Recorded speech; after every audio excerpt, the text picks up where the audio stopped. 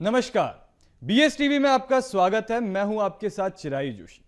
सियासत निरंतर चलने वाली प्रक्रिया है। अब बात होगी देश प्रदेश की सियासत की, बात होगी सियासत के सियासतदानों की, बात होगी राजनीतिक उठापटक की, प्रदेश के तमाम राजनीतिक मुद्दों की। इन्हीं किस्सों को लेकर आए हैं हम हमारे इस खास कार्यक्रम बात सियासत की में। मध्य प्रदेश के कटनी में जीआरपी थाने में एक महिला और उसके पुत्र के साथ बर्बरता पूर्वक हुई मारपीट का वीडियो सोशल मीडिया पर वायरल हुआ है।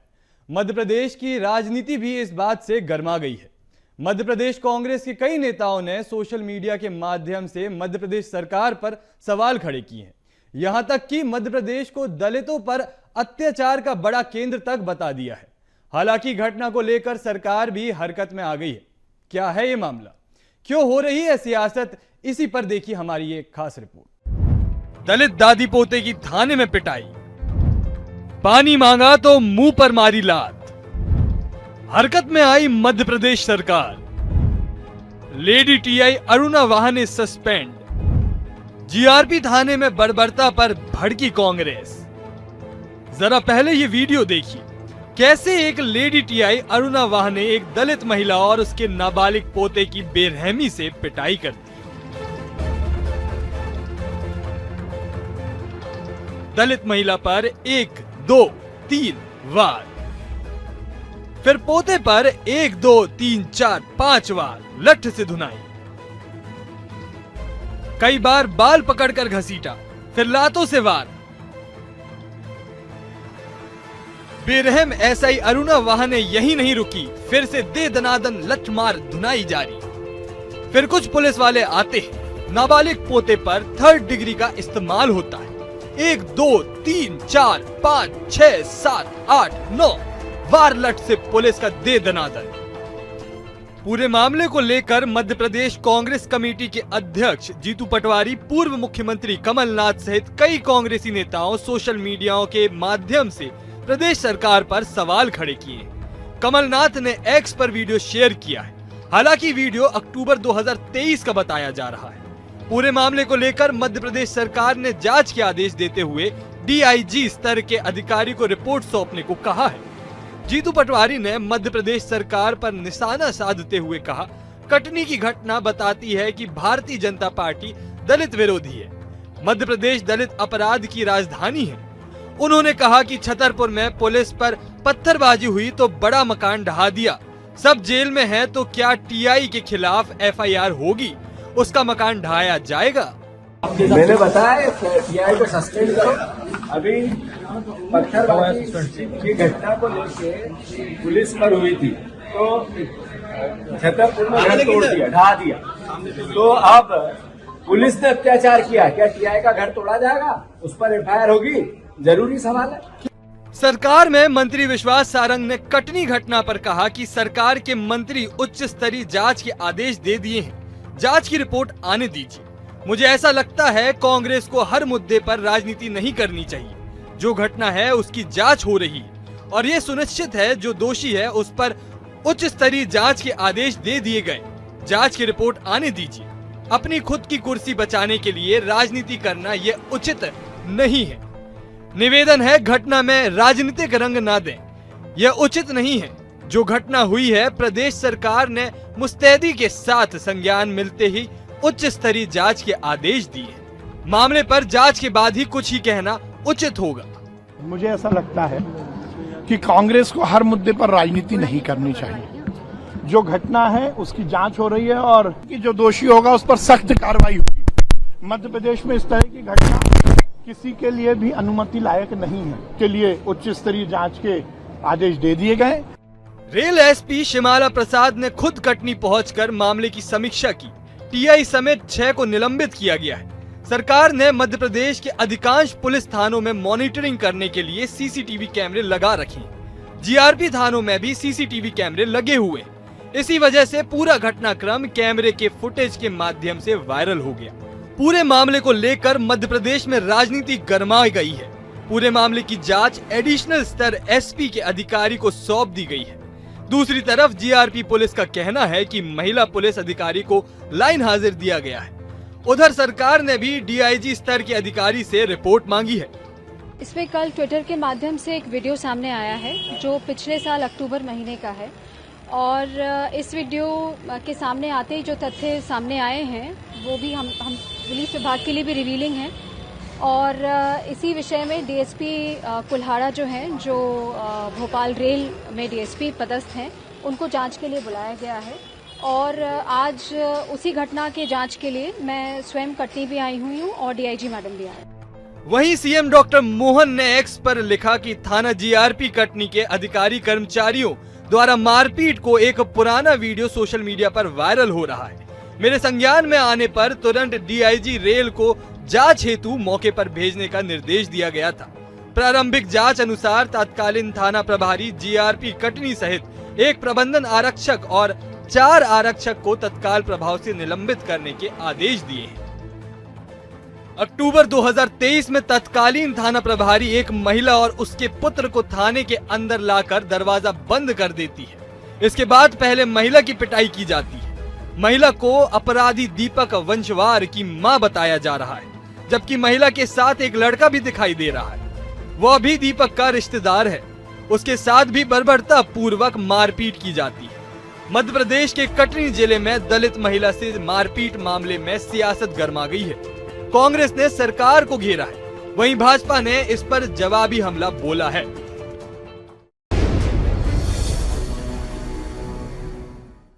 आठ महीने बीतने के बावजूद मध्य प्रदेश कांग्रेस अध्यक्ष जीतू पटवारी अपनी टीम तैयार नहीं कर सकी। उनकी टीम दिल्ली में अटक गई है। दिल्ली नेतृत्व जीतू पटवारी की टीम को तय कर रहा है। वहां से हरी झंडी मिलने के बाद प्रदेश कांग्रेस कार्यकारिणी की घोषणा की जाएगी। टीम में हो रही देरी पर अब सियासत भी शुरू हो गई है। देखिए भोपाल से हमारी खास रिपोर्ट। दिल्ली में अटकी जीतू की टीम। 8 महीने में नहीं बनी जीतू की टीम। बिना टीम के कप्तानी कर रहे जीतू। दिल्ली से फाइनल होगी जीतू की टीम। दिल्ली की हरी झंडी के इंतजार में कांग्रेस। टीम में हर जिले को मिलेगा प्रतिनिधित्व। मध्य प्रदेश कांग्रेस की नई टीम का गठन लगातार टलता जा रहा है। इसमें शामिल किए जाने वाले नेताओं के नाम के प्रस्ताव को ही अंतिम रूप नहीं दिया जा सका। अब कांग्रेस में ऐसा कहा जा रहा है कि मध्य प्रदेश कांग्रेस की नई कार्यकारिणी संतुलित और प्रभावी होगी। इसमें 100 से अधिक पदाधिकारी होंगे। सभी जिलों और वर्गों का प्रतिनिधित्व सुनिश्चित करने के साथ साथ 50% नए चेहरों को शामिल किया जाएगा। पदाधिकारियों के जिलेवार जिम्मेदारी और मासिक दौरे की रिपोर्ट देनी होगी। प्रदेश कांग्रेस प्रवक्ता भूपेंद्र गुप्ता ने कहा कि बीजेपी को भी अपनी टीम बनाने में साल भर लग गए थे। वीडी शर्मा को 1 तो राकेश सिंह को अपनी टीम बनाने में 2 साल लग गए थे। उन्होंने कहा कि चुनाव के दौरान जीतू पटवारी को प्रदेश कांग्रेस की कमान सौंपी। ऐसे में समय जरूर लगा, लेकिन टीम तैयार है और जल्द इसकी घोषणा भी की जाएगी। बीजेपी की टीम पता है कितने दिन में बनी थी? वीडी शर्मा की कमेटी 1 साल में बनी थी।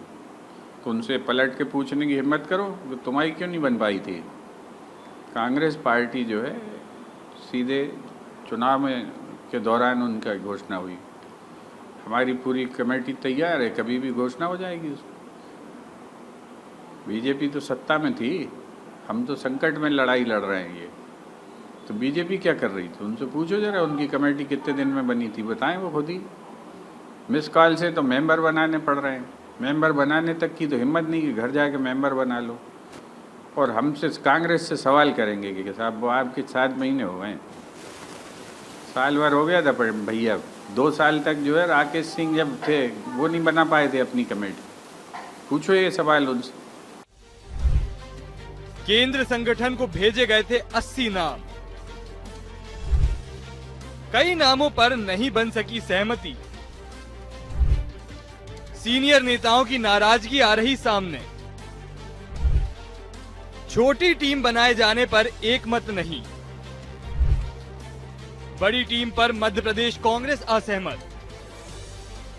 लोकसभा चुनाव के बाद से नई टीम के गठन को लेकर मंथन जारी है। बताया जा रहा है कि 100 से अधिक पदाधिकारी प्रदेश कांग्रेस अध्यक्ष जीतू पटवारी की टीम में होंगे। इसमें सभी वर्ग और जिलों का प्रतिनिधित्व रहेगा। पिछली कार्यकारिणी में लगभग 1000 पदाधिकारी थे। लेकिन अब ऐसा नहीं किया जा रहा है। टीम को छोटे रूप में तैयार किया जा रहा है। ये भी बात सामने आई है कि पटवारी की टीम के लिए 80 नामों की सूची केंद्रीय संगठन को भेजी जा चुकी है और इस पर प्रारंभिक चर्चा में सहमति भी बन चुकी है। लेकिन वरिष्ठ नेताओं से सामंजस्य बनाते हुए कुछ और नाम प्रस्तावित किए जा रहे हैं। प्रयास ये भी किया जा रहा है कि कार्यकारिणी में 50% नए चेहरों को स्थान मिले और महिलाओं का उचित प्रतिनिधित्व भी रहे। अगले माह प्रदेश कार्यकारिणी की घोषणा हो सकती है। पटवारी की टीम को लेकर बीजेपी ने तंज कसा है। प्रदेश बीजेपी प्रवक्ता मिलन भार्गव ने कहा कि पीसीसी चीफ जीतू पटवारी पर कांग्रेस के अंदर ही कई सवाल उठ रहे हैं। देखिए, कांग्रेस पार्टी में यही सवाल उठ रहे हैं कि कार्यकारिणी आखिर अटकी क्यों।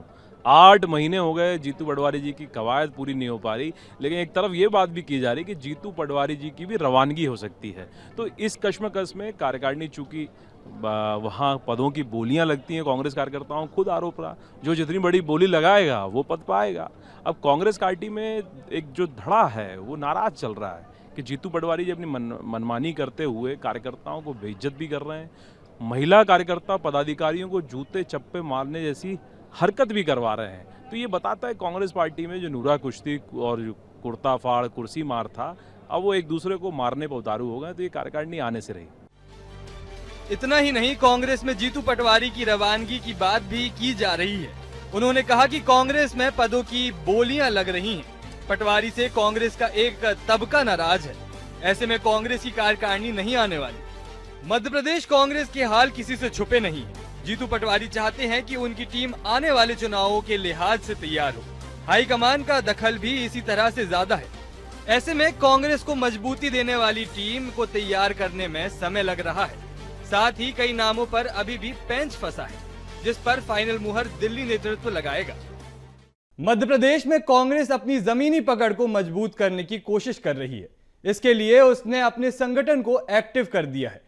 बीजेपी को टक्कर देने के लिए कांग्रेस ने आंदोलन का रास्ता भी अपनाया, लेकिन इससे एक कदम आगे बढ़ते हुए अब कांग्रेस प्रदेश में सेवा दल की फौज तैयार कर रही है। क्या है कांग्रेस का प्लान, जानने के लिए देखिए हमारी ये खास रिपोर्ट।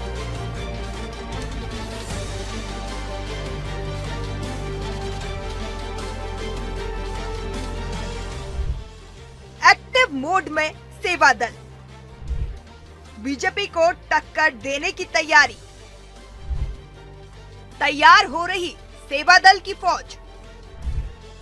कांग्रेस ने सेवा दल को किया सक्रिय, गांव में दस्तक दे रहा सेवा दल। सेवा दल से पब्लिक को जोड़ने की कवायद। प्रदेश में कांग्रेस अपने संगठन को मजबूत कर रही है। संगठन के हर विभाग, मोर्चे और प्रकोष्ठों को सक्रिय किया जा रहा है। कांग्रेस संगठन का महत्वपूर्ण हिस्सा सेवा दल भी है। इसी सेवा दल की फौज को तैयार किया जा रहा है। बीजेपी के अनुशासनिक संगठन को टक्कर देने के लिए सेवा दल को खड़ा किया जा रहा है। भोपाल में सेवा दल की प्रदेश स्तरीय बैठक का आयोजन किया गया। गांव से सेवा दल को जोड़ने के लिए अभियान चलाया जा रहा है। नए सदस्यों को बनाने का टारगेट भी दिया गया है। कांग्रेस की कोशिश है कि सेवा दल की फौज बीजेपी को जमीनी स्तर पर टक्कर देगी और इससे आने वाले चुनाव में कांग्रेस को फायदा होगा। प्रदेश कांग्रेस प्रवक्ता भूपेंद्र गुप्ता ने कहा कि कांग्रेस का सेवा दल 1921 से काम कर रहा है। कांग्रेस का काम सेवा करना है। बीजेपी कांग्रेस की नकल करती है। उसने सेवा दल की ड्रेस की भी नकल की है। उन्होंने कहा कि देश में सेवा दल ने आपदा के समय बहुत काम किया है। कांग्रेस किसी चीज को जताती नहीं है, इसीलिए बीजेपी कभी सेवा का महत्व नहीं समझेगी। कांग्रेस सेवा दल जो है 1921 से काम कर रहा है। उसके पहले हिंदुस्तानी सेवा दल था और हमारा काम सेवा का ही है। भाजपा और संघ तो केवल नकल करते हैं सेवा दल की। ड्रेस तक हमारी उनने नकल की हुई।